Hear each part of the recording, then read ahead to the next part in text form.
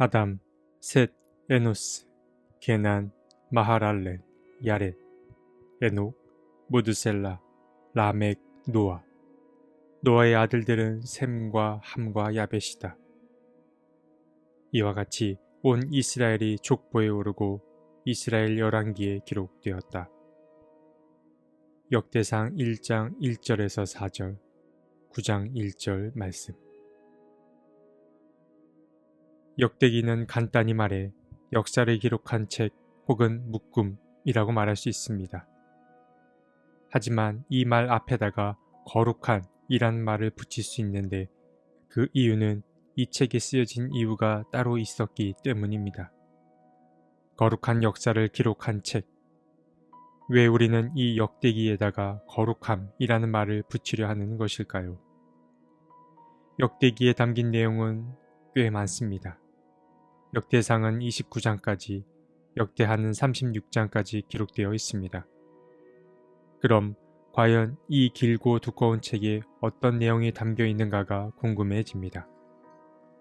아마 역대기 상하를 미리 읽어본 분들이라면 이 책의 내용이 이전에 등장했던 이야기들의 반복임을 잘 알고 계실 겁니다. 그럼 역대기는 쓸데없이 같은 내용만을 반복해서 기록한 책인가 싶으실 겁니다. 하지만 전혀 그렇지 않습니다. 사실 역대기는 한 가지 질문에서 시작된 책이라고 볼 수 있습니다. 하나님의 택함받은 백성인 이스라엘은 출애굽과 광야의 시절을 지나 주님께서 약속하신 땅 가나안에 정착합니다. 그런데 단일 민족이었던 이스라엘은 솔로몬 왕의 통치 말미에 분열의 조짐을 보이더니 곧 두 개의 국가로 나뉘게 됩니다. 그 나라가 바로 북쪽 이스라엘과 남쪽 유다입니다. 그런데 당장 나라가 나뉘게 되었을 때에는 상황이 위태로워 보였으나 곧 저마다의 나라는 안정을 되찾아갔습니다. 하나님의 손길이 남쪽과 북쪽 가릴 것 없이 계속 미치고 있었습니다. 하지만 문제는 그 다음에 발생했습니다. 북쪽 이스라엘을 시작으로 남쪽 유다마저 강대국들에 의해 멸망당하고 만 것입니다. 하나님께 택함받은 나라가 이 땅에서 없어지게 된 것입니다. 바로 이 지점에서 한 가지 질문이 생깁니다. 나라를 잃은 백성들, 다시 말해 강대국의 포로로 잡혀간 자들과 전쟁에서 살아남은 자들이 근본적인 질문을 던지게 된 것입니다. 대체 하나님이 약속하신 이스라엘의 미래, 그 찬란한 미래는 어디로 갔단 말인가? 우리의 지난 역사는 아무 의미 없이 지나가고 만 것인가 하는 질문들이 그들을 쫓아다녔습니다. 이스라엘의 남은 자들은 나라가 패망하고 또 강대국의 억압에서 벗어난 뒤에 이 질문을 던지지 않을 수 없었습니다. 그리고 바로 이 질문에 대한 대답으로 역대기가 쓰여진 것입니다. 남쪽 이스라엘은 강대국 바벨론에 패하여 망하게 되었습니다. 그리고 그렇게 오랜 시간이 흘러갔습니다. 그런데 이스라엘의 흔적이 역사 속에서 사라질 것만 같던 그때에 포로로 잡혀간 자들이 해방을 맞게 된 것입니다.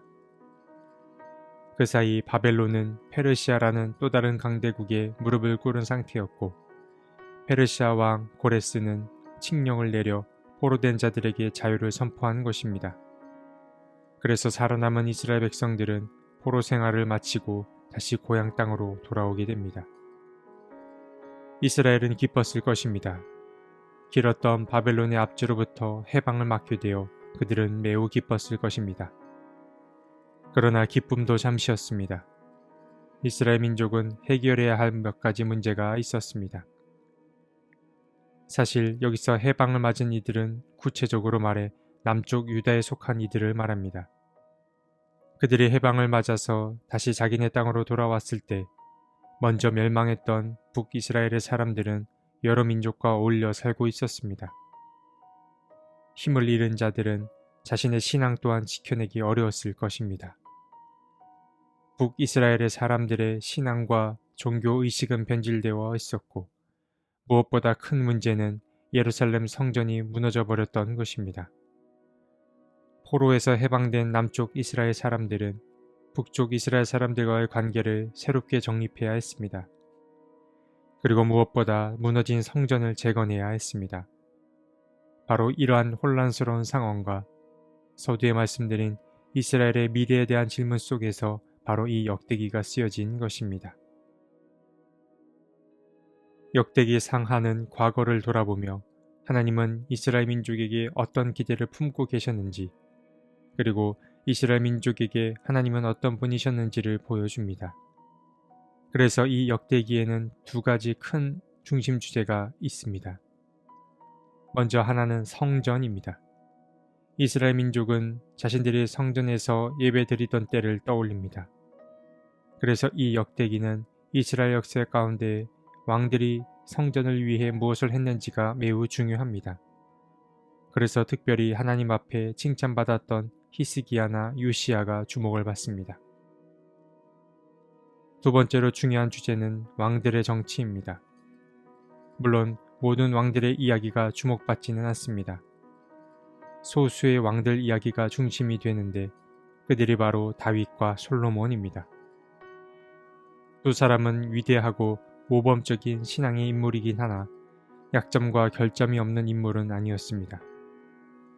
그러나 이 역대기에서는 두 사람은 허물은 가려지고 거의 초인적인 차원으로까지 드높여집니다. 그러니까 이들은 역대기 안에서 이상적인 왕의 모습으로 등장합니다.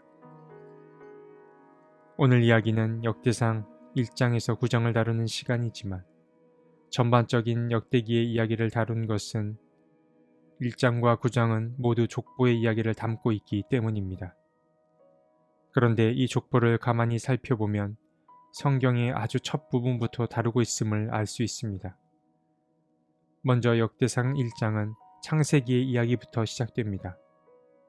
아담으로부터 시작하여 아브라함을 거쳐 그의 자손들까지 이어집니다. 그리고 이어서 이스라엘의 초대 왕정 이야기도 등장하는데 이 이야기에는 사무엘 상하의 이야기가 그 배경이 됩니다. 그리고 다양한 왕들의 이야기도 또한 등장하는데 이 왕들의 이야기는 열왕기 상하가 그 배경이 됩니다. 이 외에도 신명기, 시편 등을 인용하여 족보를 기록합니다. 사람은 의미를 추구하는 존재입니다. 그리고 해석하는 존재입니다. 이스라엘 민족도 마찬가지였습니다. 그들은 현재 자신들이 처한 상황을 해석하고자 노력했습니다. 그리고 그 안에서 의미를 재발견하고자 애썼습니다. 그러한 결과물이 바로 역대기라는 사실을 기억하셨으면 좋겠습니다. 하나님, 때론 이해할 수 없는 일들이 우리 앞을 가로막을 때가 있습니다. 그럴 땐 당혹감과 헛헛함 때문에 어쩔 줄을 몰라 합니다. 주님, 우리의 눈을 열어주셔서 주님이 보시는 것을 우리도 함께 볼 수 있게 도와주옵소서. 어떤 상황이 닥치더라도 주님을 향한 신뢰를 놓지 말고 끝까지 주님의 뒤를 따르게 해 주십시오. 아멘.